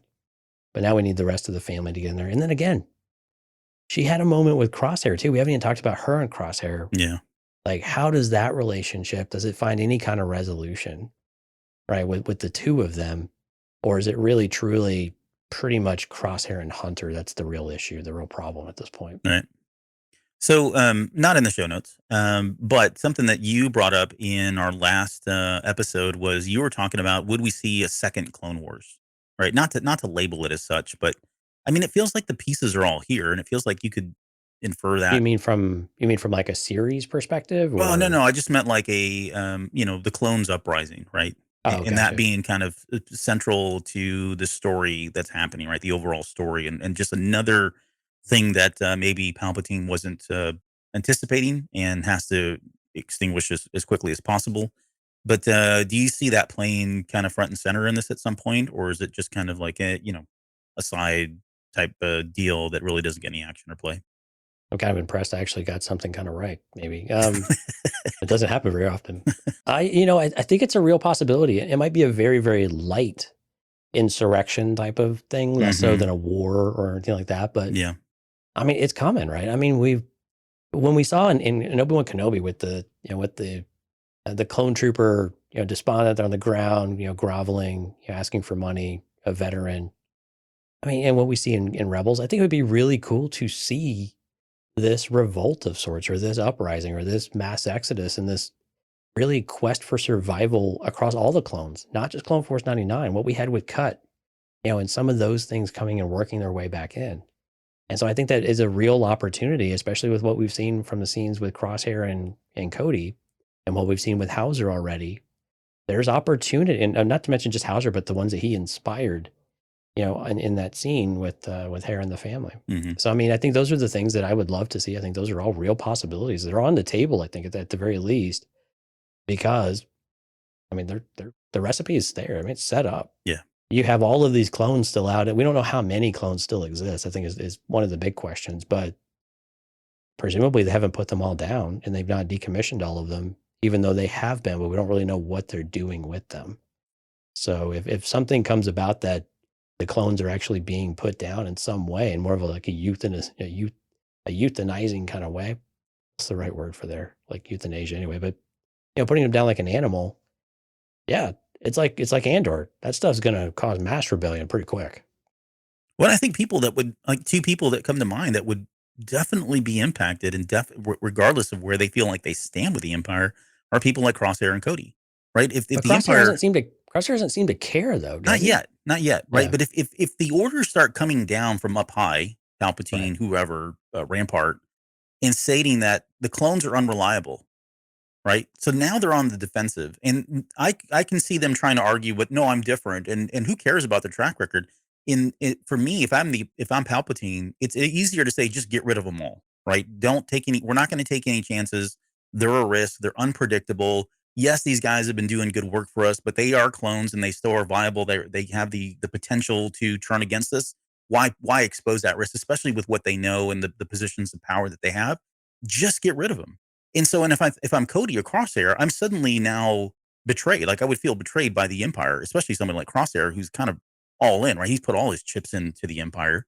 And so that would be a catalytic type of event, I think, that would kind of spur the potential for them to maybe switch sides, or just go and, go their own way and go be the lone clone or whatever it is. I mean, who knows what's going to happen there, but I think there's a real target that could be placed on their backs simply because they are clones, even though they've done a number of great things for the Empire. Well, it's very much a continuation of Rampart and Crosshair from the first season too, right? Where that was effectively what was going on. Yeah. Arguing which is better. Right. Yeah. He was on a very short leash. Right. And if Crosshair stepped out, he was the next one to have the hit put out on him for. Yeah. So, I mean, it makes a lot of sense. And again, it shifts into more of a survivalist type of mentality, but the question still remains of, would Crosshair then go home, or is he on his own? Yeah. And so again, you get into the layers of what happens when you get into that, especially when you get into a survivalist mentality. I can see where he would just go it alone. Yeah, that, or maybe pride plays into it too. Like, it seems like he's a very absolutely. prideful kind of person too. So, oh yeah, he's got plenty to spare. Right. So I can't see him joining immediately. Right. Maybe not this season. I think he would go his own way, and maybe eventually they meet up again or something. But yeah, and he's already kind of resisted it once, right? When they were teaming up on Camino, and they've had these opportunities to work as a team again, and it just still works. And you're like, it works, brother. Just go with it. Yeah. Just go with it. Yep. But it doesn't work because he's whatever it is he can't let go of. Still holding on. Still holding on. Okay. So what about so are there any characters that we've not seen either in season 1 or what we've seen so far in season 2 that you would like to appear or see appear besides Hondo and Naka? Besides Hondo. We predict Hondo, Naka, and everything. And at some point, we're going to get this right, Jonesy. He's going to show up in a new series, and we are going to post this across social media platforms for at least 3 weeks straight. We called it years ago that he would appear in something. Ago. Yep. Oh, goodness. Who could show up here? I mean, Tarkin seems like a pretty safe bet that he a high degree of opportunity to be there. Will he be there? I don't know, but yeah, he was clearly in season 1. He holds the reins for Rampart. Mm-hmm. So I think that's one character we could easily see. That's pretty safer bet. Fennec Shan would be an interesting one. Her or Cad Bane, to see if they make a second appearance. I think Fennec Shan. I mean, the Ming-Na Wen train is getting pretty long. People are on board with that, and people love Fennec Shan. So I could see where Fennec Shan comes back in. There's a connection with Omega to an extent. So I think that there's another opportunity there for her to show back up as well. Mm-hmm. Yeah, Any on your list that are well, highly likely or there's wishes? some like the characters that we've not seen. There is Thrawn? one, but I'm going to defer that to when I get to the Death Watch question because I Okay, think that person will play a part in that. So I'll leave it at that. interesting. Um, but yeah, I'm all in on Hondo. He's going to show up. Okay, Oh, okay, so cool. all right, let's talk about, in all seriousness, let's talk about cloning Nala Se and Mount Tantiss because this is a real thing. I've joked and theorized that at some point they were going to reboot retell the Heir to the Empire saga, right? And Right. I was working on it today, some more theories about how we get there and all that, and it's all for fun. I don't sort of. To the right of, if you're watching the live stream, to the right of Albert, there's really a whiteboard with a bunch of 3M sticky notes all over the Yep. place. Yep. And pins and markers and everything else. Yeah, and I just move them around like literally every hour. But they've kind of broken the seal here on Mount Tantiss at least. It may just be a name only. I think more importantly, I think more front and center is this idea that Nala Se has been taken by the Empire, right? Effectively kidnapped, or if you will, held hostage. The Galen Urso of cloning, and she is being put at Mount Tantiss to do something, right? They talked about, they were kind of kissing her butt, saying they were appreciative of her work and they had some great plans for her. That's kind of how it ended. The obvious thing that kind of rolls into mind is, of course, something like Palpatine's contingency, right? Cloning of him, the Snoke test tubes. Do we Yeah. get into some of that, some kind of a Jedi thing? We've talked about maybe cloning for, for Palpatine to actually have a host, they would have to figure out a way to not only clone his body physically, but then somehow imbue it with the Force in some way, right? And so this then leads into, again, I'm recapping what we talked about in our Patreon episode for anybody that's not a Patreon member, didn't get to hear it. Right. They would potentially be looking for characters, or I'm sorry, characters with high midichlorian counts. Like they had Because when, like they were doing with Grogu. like right? they were in Grogu, right? Because if you're going to imbue somebody, or maybe you got to have a super high midichlorian count in order for that to work. You couldn't just take any, kind of run of the mill Jedi, take their blood, use it, and splice it into genes and make somebody Force sensitive. But if you had somebody like an Anakin or a Grogu or a Yoda, maybe there's a potential there, and that's what Nala Se is going to begin to work on, which then again would lead into the Snoke clones. So I guess, how much of this do you think is going to play into it? And I want to give you one other thing to think about. A lot of the screeners that have been out so far are what that we've done 14. They've released 14 episodes to anybody that's got the screening privileges. Right. They've not released any more. Now 14 is quite a bit. That's all but 2. All but 2, right? So I think I would expect if you've seen the 14, you probably have a pretty good understanding of where the series is going. But I wonder just how much of this is going to be picked up in the series. So far, it's been nothing in terms of the teasers, trailers, comments. And of course, everybody's under NDA, so they can't say anything about anybody that's seen the first 14. So I don't know. What do you think? Do you think this is going to play front and center? Do you think it's something that we would see, but maybe picked up later on in the season? And just how relevant, I should say, do you feel like it's going to be for season 2? That last part's a really loaded question. That was really tough to answer. Do I want this to come into play? Absolutely, yes. I think when you with the way we left off season 1 with Nala Se, we need to come back and revisit it. She is part of the Bad Batch story. She's very much part of Omega's story.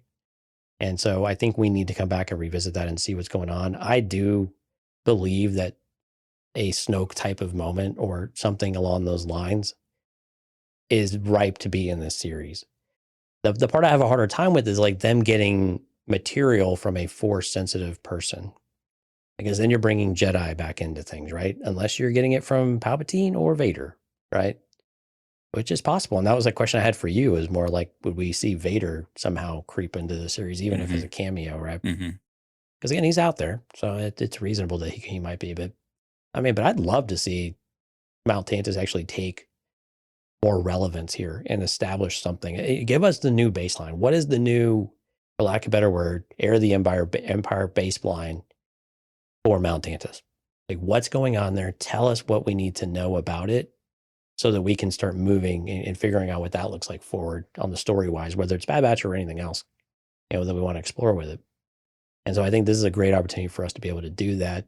When will it happen, though? I think this is potentially a second half of the season type of thing. And again, it might be very much that it doesn't even come into play until the last 2 episodes, because you probably don't need to linger too much on it. And do you even need to know? You don't need to see them hunting, I guess, is maybe my point. I'm kind of thinking through this a little bit more. No, yeah. You don't need to see Vader hunting Jedi to get material or anything like that, right? Right. Things can happen off screen, and when they're there, they just have it. And that's what it is. And now they might need more. There might be limited supply or whatever it might be. But at the same time, they've got it. They're doing stuff. And then you can see what they're actually doing and how far they are. You can follow that storyline, and you can keep it really tight, and it doesn't get belabored. But I like this idea a lot, though. I'd love for this to come back into the series. I think it would be a really great way of wrapping up season 2. So my money is on it's being those last 2 episodes, and that's pretty much it. I don't think it'll show up anywhere else. Yeah, I'm 100% with you there. And again, I'm looking at the titles, right? The Summit, and then Plan 99, right? Being, Yeah. the Plan 99 being whatever it is to Maybe it's clone. the Empire's. Maybe it's the Empire's plan. Yeah. Yeah, maybe it's the Empire's plan, right? So I would expect them to kind of shelve this to the last part of the latter part of the season. I would think I don't know that you may not be able to get away with holding everything back for just the final 2 episodes. They probably hint at some things, right? Mid-season, 3/4 of the way through the season, and then kind of give you the big payoff at the very end. And I'd love for, I mean, this is a very good way to end this season. I don't Mhm. know if we're getting any more, honestly, of the Bad Batch. I would expect most of these characters are going to live on. It kind of plays into my Death Watch question here in just a second. But I would like to see Tantis used more. I want them to. I want there to be some weight to and relevance to the cloning project. Right. Nalase is a very important, pivotal character in this kind of field, right? And if there's any one person that probably could solve for how do we get a force sensitive clone created, it's going to be somebody like Nalase, especially since they've already leveled and sunk Camino. There aren't a lot of Right. people out there with that experience anymore, right? I think in Bad Batch, I think it was in season 1, they did mention there were other species that were into cloning, but nobody had the expertise and somebody like the Kaminoans, right? Right. So I think all that makes sense. The other part that, again, to kind of to bring people up to speed on Heir to the Empire, Tantis, and what we covered in the Patreon episode is Tantis is the place where Emperor Palpatine started to house a lot of the Jedi relics and artifacts that he was starting to accumulate. Right, he would put them in Mount Tantiss. There was a guardian that was there that was supposed to be protecting it all, and eventually Sabayoth, which is this kind of crazy clone Jedi, went and killed the guardian, and he became the guardian of Tantiss. Right, he was kind of like the sole defender of that Tantiss and served the Emperor in that capacity. All of that, I mean, I think you could replace a Snoke character, right? You just change the Right. name and it all still plays out just fine. But I would like to see, I mean, not necessarily, I don't know that it'll feed into the storyline episodes up until, the first 14 episodes, but, this idea that we're hearing that Palpatine is still collecting this stuff, or starting to collect these Jedi relics and artifacts and Sith artifacts and relics, and housing them in Tantiss, I think would do well to kind of just align with the legend stuff. But then it also helps reinforce what we see Luke doing, which is post Return of the Jedi, going back to all of these places and undoing that work and recollecting all the stuff that Palpatine was hoarding, like the Jedi texts and lightsabers and the stuff that we saw in the comic books. Some of the stuff that I mean, now I'm going on a far limb here, but stuff that's happening in season or wave 2 of phase 2. They are talking about some very specific, powerful Force artifacts that I mean, if you're a Palpatine or even a Jedi, really crazy to think about what you could do with these things. But even just kind of making those as cameos, right? Referencing that those could potentially be stored there, thanks to Palpatine. I think all of that would be really great for me as someone who's, really into all this stuff. But I don't know that it's going to land very well for the general audience. So Yeah, I mean, it lines up pretty well, though. I mean, the only thing is it's more of a imperial research facility all of a sudden rather than a temple. So I think that's maybe the main difference. But I think overall, though, the idea behind it all lines up just as well as it did in Timothy Zahn's original trilogy. And so I think you can take a lot of it, like we've done with everything else in Legends.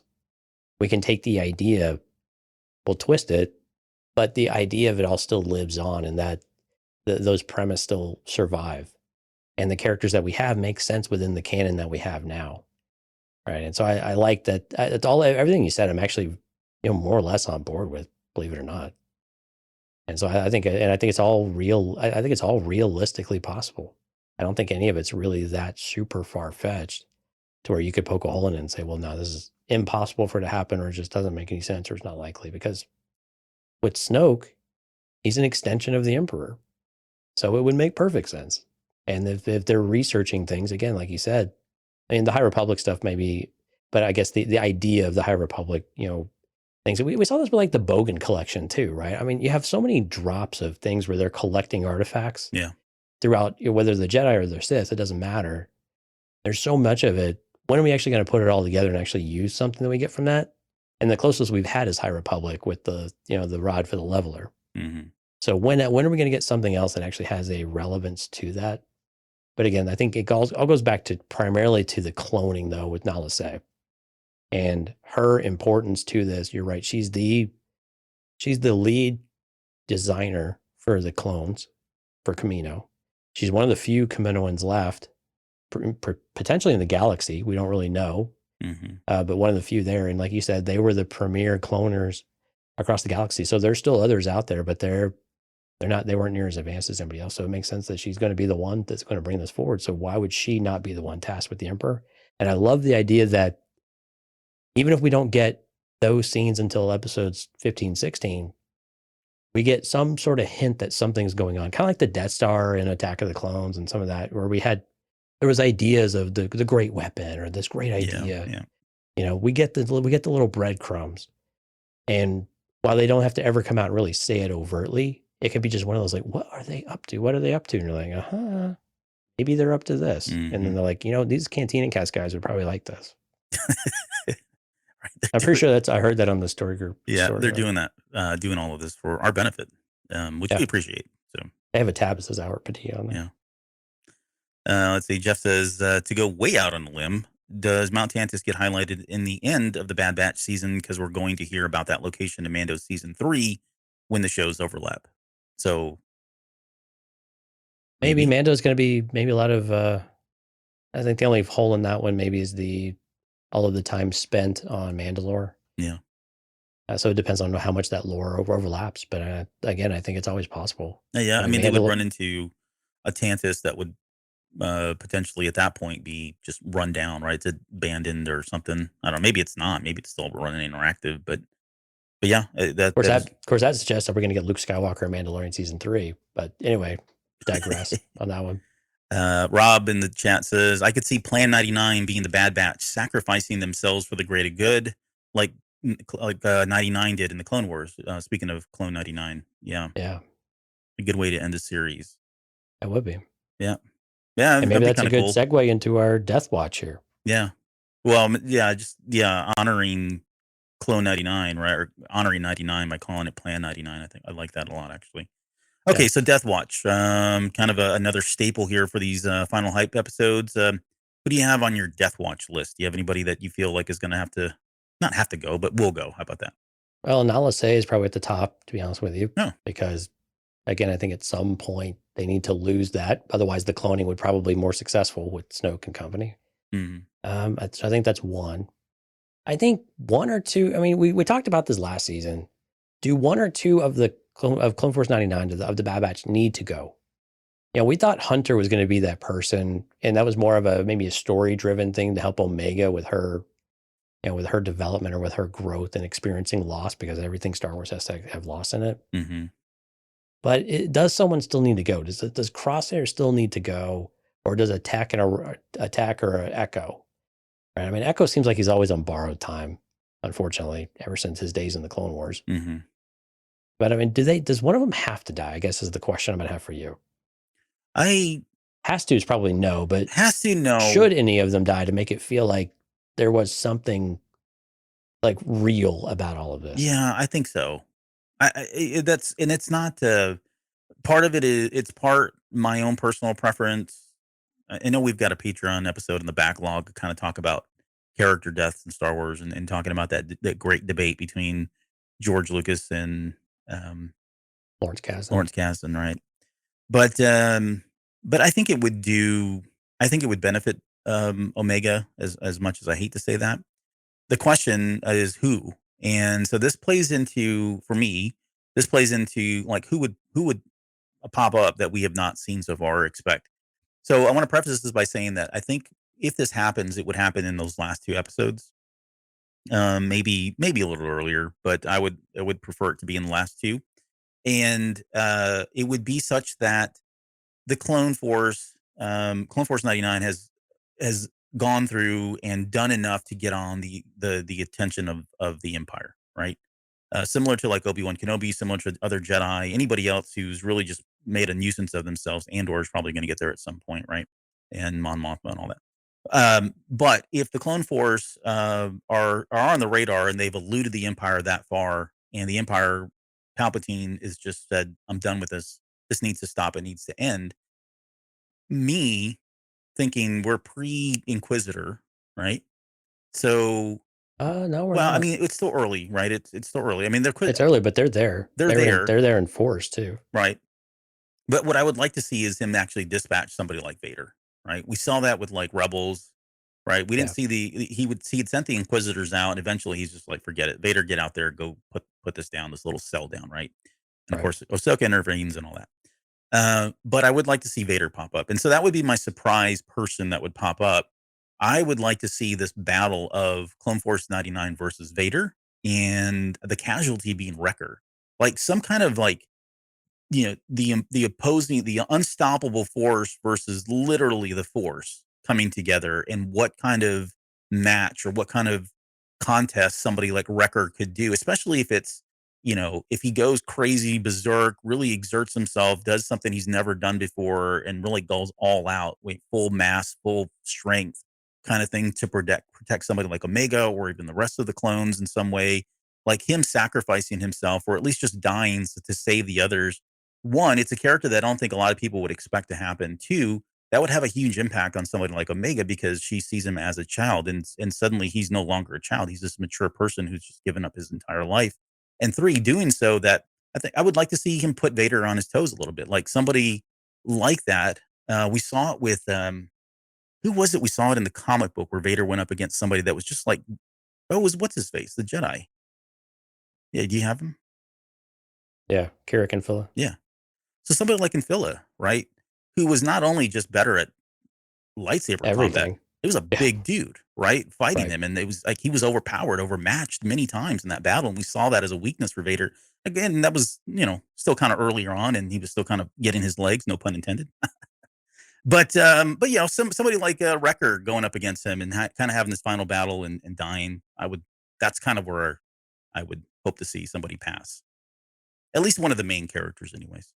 Yeah, and I think Crosshair kind of fits that potential as well when you think about Vader. Of he would use his sniping ability to distract Vader from Omega or whoever was attacking Omega. Vader's an interesting one because he can do so many things, but also Mhm. challenge him. Like the guy that doesn't miss is against a Sith Lord that can either deflect him with his hand or with his lightsaber with ease, and then snatch him out. And then how resourceful they get. I think this is where all of the Bad Batch are interesting because they're all so resourceful that they present a unique challenge for Vader in their own different ways.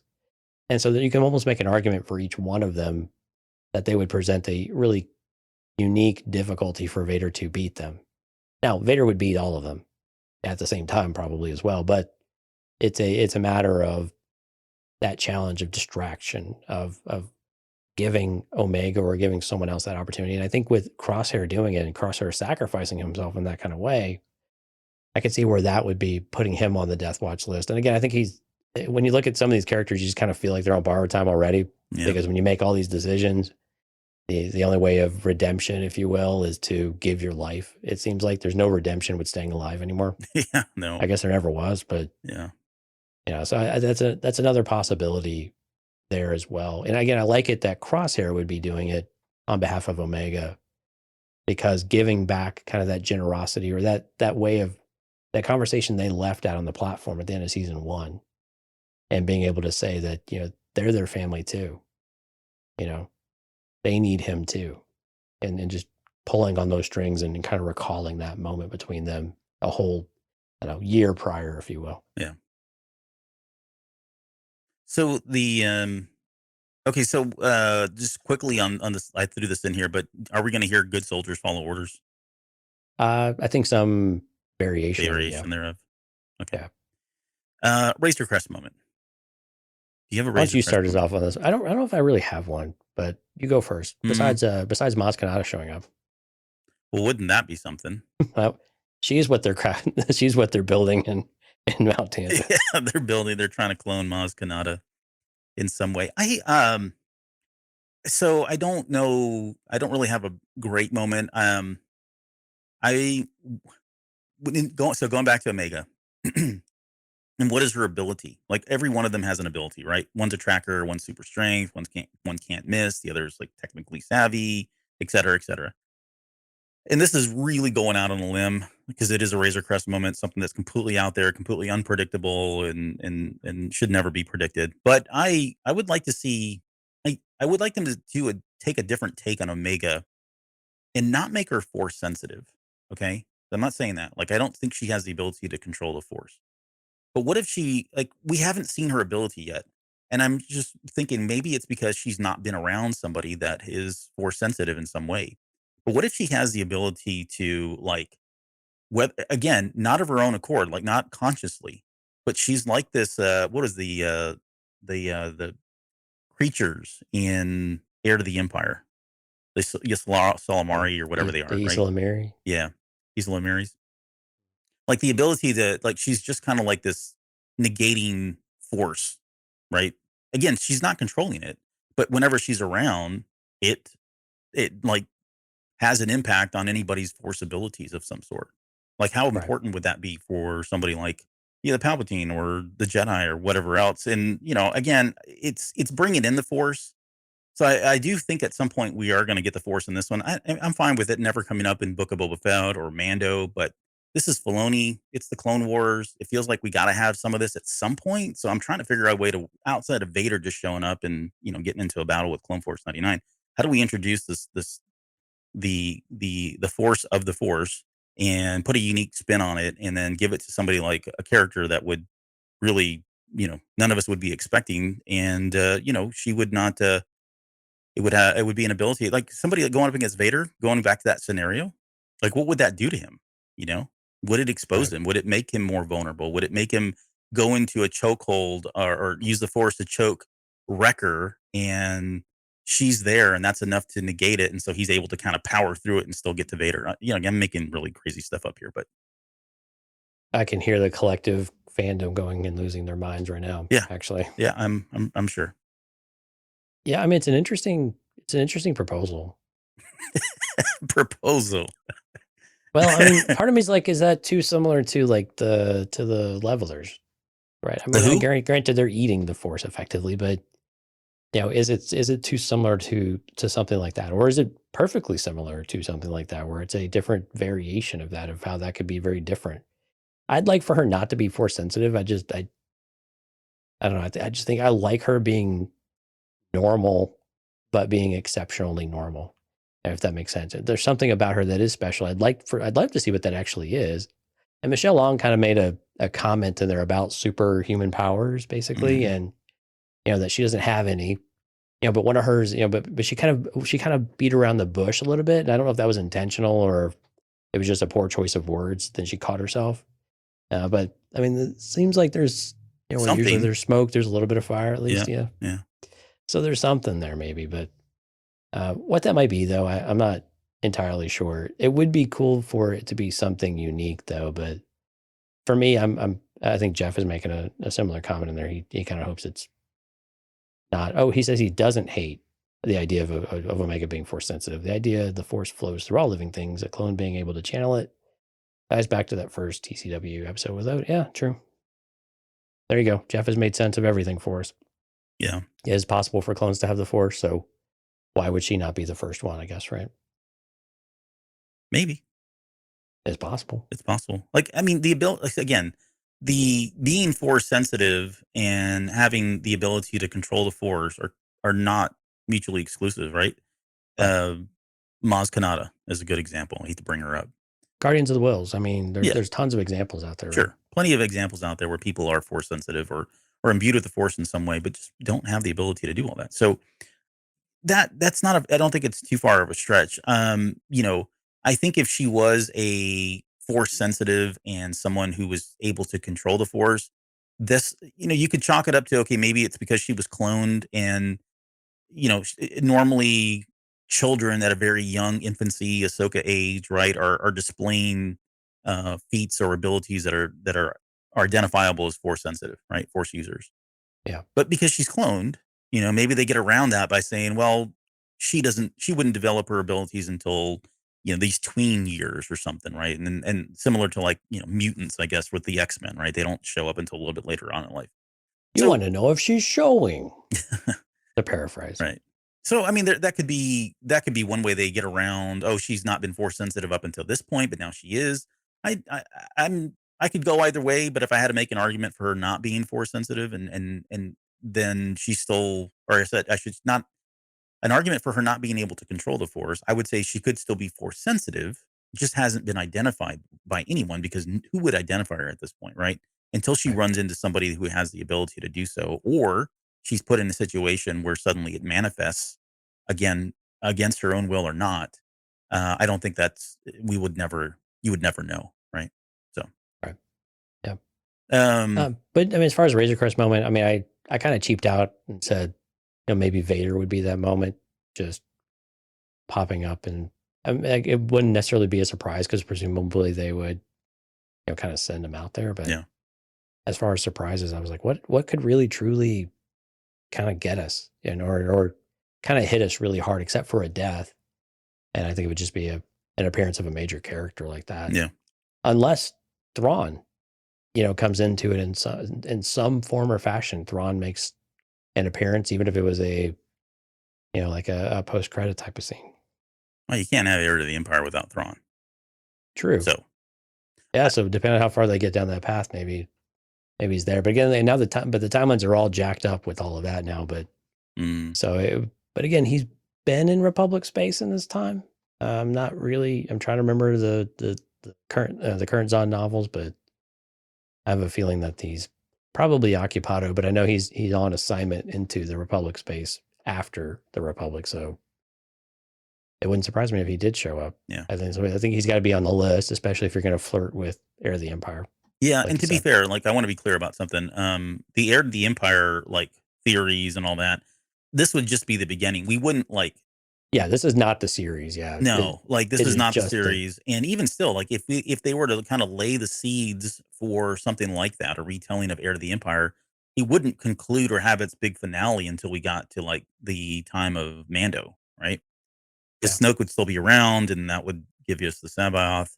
That would give me an opportunity to wax my Mara J. Luke Skywalker theory that they still had that he was married. You could bring Thrawn easier. That's not a word. Easier into the fold if it's set later, right? Right Maybe now, Mara Jade is the one protecting the temple as an emperor's hand. yeah, it could be Mara Jade as the Emperor's hand. Let's see. In the comment, Derpy 501 says, I will wait for Mando Star Wars content. Not a fan of Omega. That's fair. That's why you have us. That's why I have Just us. listen to I'll tell us. you all about it. That's all that matters. Yeah. Jeff says, slapping the force on a character can be a very lazy way out. I just think Omega could make it a unique situation. Rob Yeah. says Thrawn would be great. And Kathy says that she agrees with the lazy writing attempt there if they went that route. So I mean, what do we know? We don't know anything. So, okay. So we did, I think that's everything. Yeah. Was there anything else? I guess anything, I mean, we didn't talk about whether Crosshair is chipped or not chipped.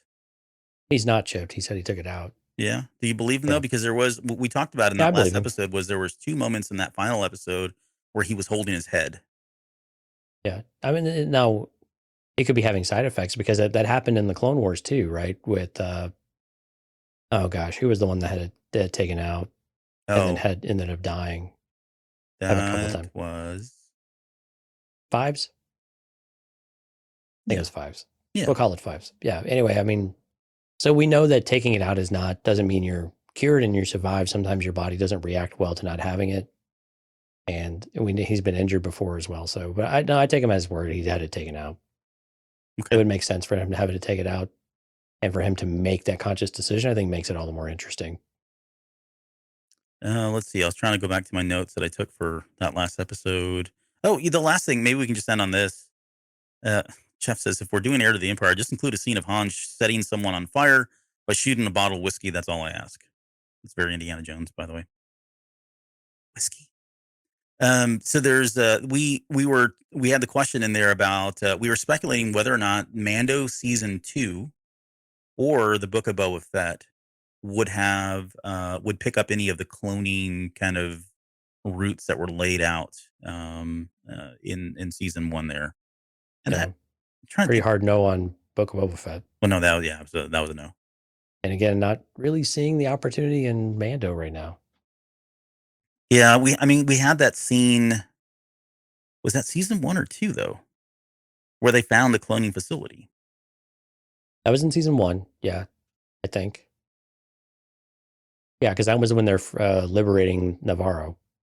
Mm-hmm. I'm trying to remember now in season 2 if we had anything cloning related. I don't. Yeah, think we did. and they just kind of dropped that whole thing, didn't they? They never Well, came back to it. They did, but my theory, or I guess my suspicion, is they probably had a very different plan with.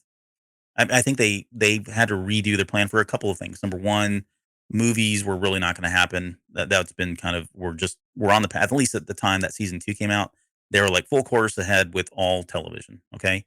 2, that Rangers of the New Republic thing. Who knows what was going to go on there? That got scrapped. They got rid of Cara Dune. I think that really just kind of changed a lot of things. It felt like they were kind of planting the seeds around some kind of a cloning event, maybe leading up to like some of the stuff that we've already speculated and theorized on. But there are other ways. If even it's just like a comic book, right? They might mention something like that, and it's never picked up in that comic book again. But it gets more streamlined in other comics, right? Running parallel or something like that. So maybe it does show up more in Bad Batch season 2, or some new series that they've got planning the work, or whatever this event that was supposedly going to happen. Maybe they've retooled that in some way. Right. But so, but yeah, I guess that's a hard no on both of those. I don't think we saw anything. So yeah, I hope they do revisit it, because it certainly was intriguing. And like we've said many times before, Dave Filoni doesn't really plan anything like that without trying to pay without a payoff at some point. So, Right. Yeah, I think there's a lot of evidence that could lead to that here that we've seen so far. All right. I guess we'll end the show there. We're only a few hours away from the first 2 episodes, but any final thoughts before we get out of here? Now it's time for us to watch it, right? This is get about an hour, I'm guessing. I'm guessing each of these episodes are probably about 22 to 25 minutes, something like that. Yeah. That's about par for the course, I think. 16 episodes. It'll play more like a Clone Wars, like we said. So no surprises there, I don't think. So prepare for about 40, 45 minutes tonight. And let's get it started. Yep. This is where the fun begins. All right.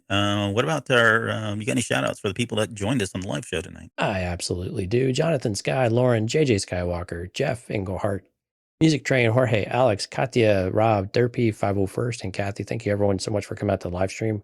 If you're listening to the show on the podcast, we do this on Sundays and Thursdays is the schedule that we're going to try to stick to for the live streams. I know we say that a lot, but this time we're really for real. 2023 is the year. We're going to do it. Probably, maybe, hopefully. Yes, we're going to. But cantinacast.com/YouTube. If you want to go directly to go subscribe to the channel, hit the little bell so you get notified. But everything's on cantinacast.com. You can go out there and see our upcoming streams, past streams. You get all of Lauren's Jedi novel archive. I said it right. Yes. Good job. And Jeditorials and all sorts of other great stuff out there, and as well as access to all the podcasts, both in the past, even before we did live stream. So lots of great content out there. Please go check it out. And if you're interested in Patreon, again, huge thanks to all of those folks. We do have lots of great content coming out this year for all of that as well. cantinacast.com/Patreon will give you a link over to that. And again, Chewie and the Pogs. You won't want to miss it. Chewie and the Pogs.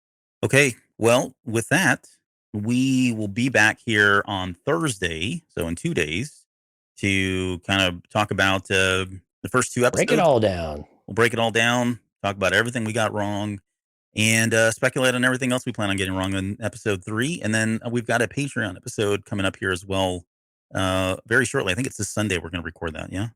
Yep. So we've got a Patreon episode going as well, and that'll be to be determined. I think we'll likely pull something from Bad Batch. If not, we've got a couple other things that we planned out. Yeah, we want to see what we get tomorrow night or tonight, I guess. Yeah. And see if there's something really cool to really focus in and hone in on like we've done in the past. Yeah. Yeah. So 2 more shows. If you're a Patreon member, there's 4 shows technically this week with Lauren's J&A. But you've got at least 1 more on Thursday, and then that Patreon episode coming here on Sunday. Okay. New year, new intro. I don't know if anybody caught that, but guess what I have? I have new credits, updated credits as of 5 p.m. today. So all of our Patreon members, thank you. You guys will see your names here in the credits. And yeah, we'll leave it there and see you guys in 2 days.